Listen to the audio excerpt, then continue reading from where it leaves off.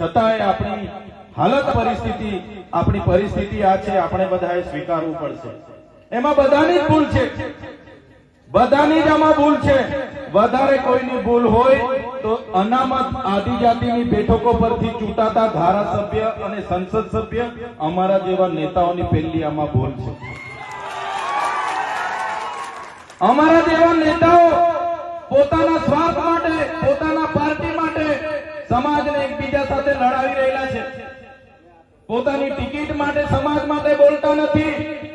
Party કે ક્યારે આંગળી ઊંચી કરવાની, સમાજ માટે ક્યારે કોઈ આવતું નથી.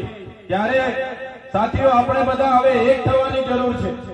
ચૂંટણીઓ તો આવશે ને જશે, ચૂંટણીઓ લડશું, જીતશું, બધું જ થવાનું છે. પણ જ્યારે આદિવાસીની વાત આવે તો બધી જ પક્ષ, પાર્ટી, બધા સંપ્રદાયો, બધા સંગઠનો ઘરે મૂકીને બધા એક થવું જ પડશે, તો જ આદિવાસીનો ઉદ્ધાર થશે. સાથે આજે આદિવાસી વિસ્તારની વાત કરીએ. આગળના વક્તાઓએ કીધું કે અમારા કેવડિયામાં અમારી આ હાલત બનાવી દીધી છે. એવી જ રીતે નર્મદા ડેમના વિસ્થાપિતોની પણ આગળ મુલાકાતો કરી, એવી જ રીતના કઢાણા વિસ્તારના વિસ્થાપિતોની પણ મુલાકાતો કરી, એ રીતના ઉકાઈ ડેમના વિસ્થાપિતોનો પણ આગળ અમે મુલાકાત કરી ચૂક્યા છીએ. જીએમડીસી ના લોકો સાથે પણ અમે મળ્યા છે. જીઆઈડીસી માં જમીનો ગયેલી છે, એ લોકો સાથે પણ અમે મળ્યા છે. નેશનલ હાઈવેમાં જમીનો ગઈ છે, એમને પણ મળ્યા છે. નહેરોમાં જમીનો ગઈ છે, એમને પણ મળ્યા છે. ત્યારે સાથીઓ જ્યારે પણ પ્રોજેક્ટો આવવાના હશે, આવનારા ભવિષ્યમાં ભારતમાલા પ્રોજેક્ટ હોય કે ઝાલોદમાં એરપોર્ટનો પ્રોજેક્ટ હોય કે આ વિસ્તારના આંબા ડુંગરનો પ્રોજેક્ટ હોય, સરકારો આ મૂળ માલિકની કોઈ પણ જાતની પરવાનગી લીધા વગર બારોબાર એમના પ્રોજેક્ટો ચાલુ કરી દે છે. કેમ કે આજે આદિવાસી એક નથી. ત્યારે હું કહેવા માંગુ છું, આ મંચ પરથી કહેવા માંગુ છું કે સરકાર ગમે તેવા પ્રોજેક્ટો લઈને આવે, પણ જો તે દિવસે આપણે એક થઈને સરકાર સામે ઉભા હોઈશું, એ દિવસે કોઈના બાપની તાકાત નથી કે આપણા વિસ્તારોમાં કોઈ પ્રોજેક્ટ. એક થવું પડશે, તો જ આમની સામે આપણે ટકી શકીશું. સાથીઓ આજે દેશની હાલત શું છે? આજે દેશનું અડધું લશ્કર ઓડિશા હોય, ઝારખંડ હોય કે છત્તીસગઢ હોય, એ આદિવાસીઓ સામે લડે છે. શું કામ આદિવાસી સામે લડવું પડે લશ્કરને?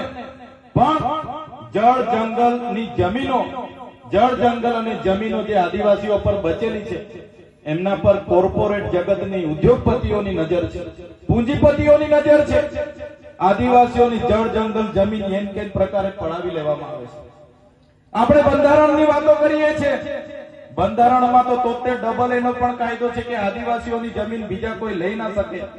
છતાં સરકારો બીજા લોકોના નામે ટ્રાન્સફરો કરે છે, એને કરે છે, શ્રી સરકાર કરે છે. સંવિધાનમાં તો 5મી અનુસૂચિની પણ જોગવાઈ છે. એમાં આર્ટિકલ 241 તો એવું કહે છે કે આ આદિવાસી વિસ્તારમાં અનુસૂચિ 5 લાગુ હોય, એ 1 ઇંચ પણ જમીન સરકારની નથી. તો શા માટે સરકારો આ વિસ્તારોમાં જમીનો પડે છે? પેસા એક્ટ 1996 ગ્રામ સભાને સંપૂર્ણ પાવર આપે છે. તો શા માટે આ વિસ્તારોમાંથી રેતીની લીજો ચાલે અને ગ્રામ પંચાયતોને પૂછવામાં નથી આવતું?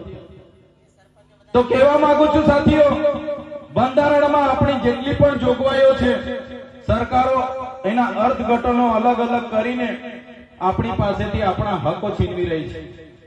તો સાથીઓ 5 કિલોના ચોખા માટે લડવાનું નથી, 3 કિલો ઘઉં માટે લાઈન પર ઉભા રહેવાનું નથી. પણ આપણા હક અધિકારોની વાત આવે, આપણા જળ જંગલ જમીનની વાત આવે, તે દિવસે બધાએ જ આપણે બહાર આવીને લડવું પડશે, તો જ આપણે બચી શકીશું. આવનારા દિવસો દૂર નથી. અમે બધા તમારા આશીર્વાદથી ધારાસભ્ય બન્યા છે.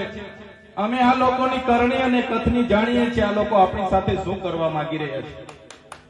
એટલા માટે જ્યાં પણ સમાજનું આમંત્રણ આવે છે ત્યાં અમે પહોંચીએ. પણ આજે દુઃખ સાથે અમને કહેવું પડ્યું કે આજે આદિવાસી એકતા પરિષદનો આટલો સરસ કાર્યક્રમ છે, કમ સે કમ આ વિસ્તારના 8 થી 10 ધારાસભ્યની અહીંયા હાજરી જોઈએ, પણ બીજા ધારાસભ્ય નથી આવ્યા. એ દુઃખ સાથે અમને કહેવું પડે. સાથીઓ આજે તમારા જેવા લોકોના આશીર્વાદથી ચૂંટ્યા છે. અમને અભિનંદન આપું છું ડેડિયાપાડા અને સાગબારાના લોકોને કે અમને ધારાસભ્ય બનાવ્યા છે. અમારા પ્રયાસો આવનારા ભવિષ્યમાં અમારા સુધી ચાલશે. આદિવાસી સમાજ ન્યાય માટે સરકાર સામે જ્યાં સુધી લડવાનું થશે અમે લડતા રહીશું. જે દિવસે અમારી પાર્ટીઓ પણ અમને કહેશે કે તમે આદિવાસીઓનું કેમ લડો છો, અમારી પાર્ટી અમને આદિવાસીઓનું લડતા અટકાવશે, એ દિવસે પાર્ટીના પાટિયા સૌથી પહેલા ચૈતર વસાવા કરશે.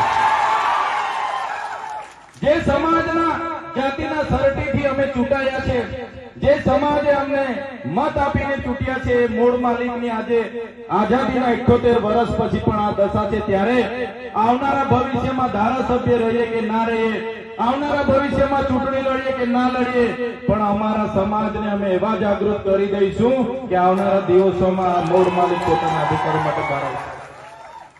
તો સાથીઓ, વધારે વિશેષ નથી કહેતા.